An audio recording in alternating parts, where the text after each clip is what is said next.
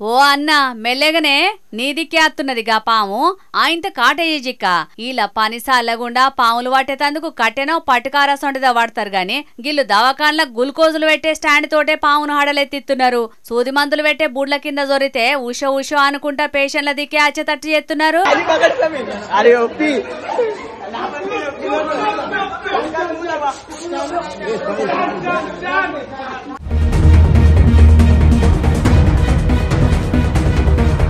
ముంబై దిక్కు తానే కాడున్న సర్కార్ దవాఖాన్ల సౌలతులు ఎట్టున్నాయో చూద్దామని పోయినట్టున్నది ఈ పాము. ఇక దర్వాజలకెళ్లి లోపలికి పోయేది పోంగానే పేషెంట్లు వాళ్ళ కోసం వచ్చినోళ్ళు నర్సులు డాక్టర్లు గజ్జున వణికిర్రు. పాము పర్షాంతోటత్తున్నది చూసి చిన్న పిల్లగాళ్ళు కదా ఉరికినట్టే అటు ఇటు ఉరికిర్రు.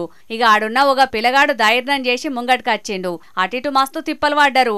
ఆడున్న సెలైన్ బుడ్ల స్టాండును సూదులేసే శత వర్కులను వాడుకున్నారు. పామును వర్కుల జొర్రగొట్టి ఊరవతల అడవిలు ఇడిచిపెట్టిర్రు. పాము సంచులకు పోంగానే అందరినీ వైరు కానీ ఇయాల రేపు కాంక్రీట్ జంగల్ల కత్తున్నగి పాములను చూస్తుంటే నరమానవులను చూసేతందుకే అవే సిటీ టూర్లు ఎత్తున్నట్టు కొడుతున్నది పోర్రి.